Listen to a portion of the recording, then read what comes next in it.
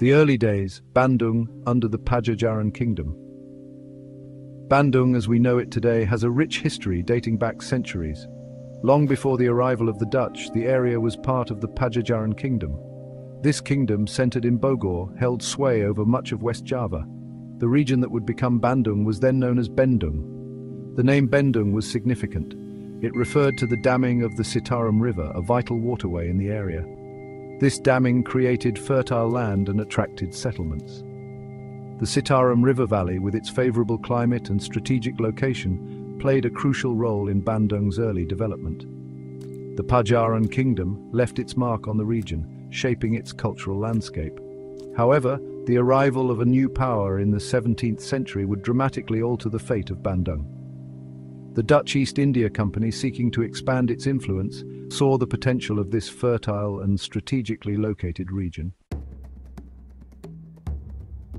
The arrival of the Dutch, Bandung's colonial transformation. The 19th century marked a turning point in Bandung's history. The Dutch, recognizing the area's strategic importance and economic potential, began to exert their influence. They saw an opportunity in Bandung's fertile land and cool climate. The Dutch colonial administration initiated a series of developments that would transform Bandung. They began by constructing roads and infrastructure connecting the region to other parts of Java. This infrastructure development was crucial for the transportation of goods and people, facilitating trade and communication. One of the most significant developments of this era was the establishment of tea plantations in the hills surrounding Bandung. The Dutch, realizing the profitability of tea, transformed the landscape with vast tea estates. These plantations became major economic drivers, attracting workers and further fueling Bandung's growth. From town to city, the growth of Bandung in the late 19th century. The year 1856 was a landmark year for Bandung. It was in this year that the Dutch officially designated Bandung as a small town. This designation reflected the growing importance of the town as an administrative and economic center. The arrival of the railway line from Batavia, now Jakarta, in 1884 proved to be a game-changer. The railway connected Bandung to the bustling port city of Batavia, drastically reducing travel time and facilitating trade. This connection further spurred Bandung's growth, attracting businesses and residents. Bandung's cool climate and scenic beauty also made it an attractive destination for the Dutch elite. They established luxurious resorts, transforming Bandung into a popular mountain resort town.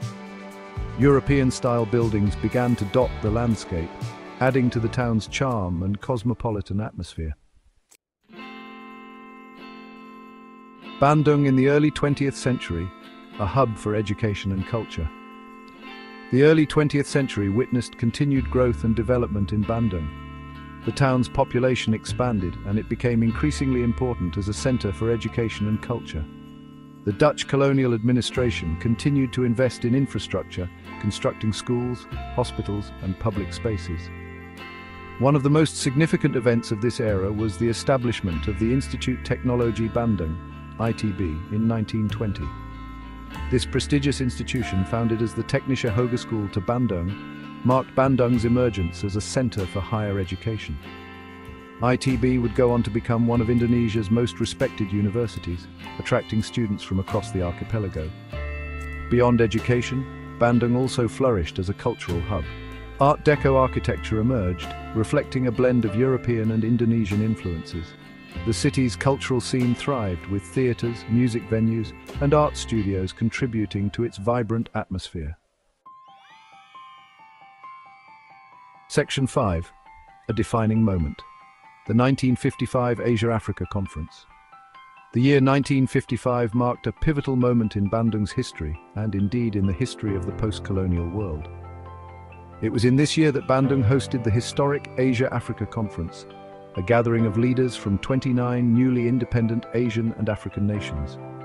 The conference, championed by Indonesian President Sukarno, aimed to promote Afro-Asian solidarity and cooperation in the face of colonialism. Leaders from countries as diverse as China, India, Egypt, and Ghana gathered in Bandung to discuss common challenges and forge a new path forward. The conference resulted in the Bandung Declaration, a document that condemned colonialism and called for greater cooperation among developing nations. The conference is widely seen as a landmark event in the history of the non-aligned movement, marking the emergence of a new geopolitical force. Section 6. Post-independence Bandung, Education, Industry and Growth. Following Indonesia's independence in 1945, Bandung continued its trajectory of growth and development. The city's population increased rapidly, fueled by migration from other parts of Indonesia. Bandung became a magnet for those seeking opportunities in education and employment. The Indonesian government, recognizing the city's potential, continued to invest in education. Numerous universities and educational institutions were established, solidifying Bandung's position as a center for higher education in Indonesia. In addition to education, Bandung also witnessed significant industrial growth. The city became a hub for manufacturing, particularly in the textile and food processing industries.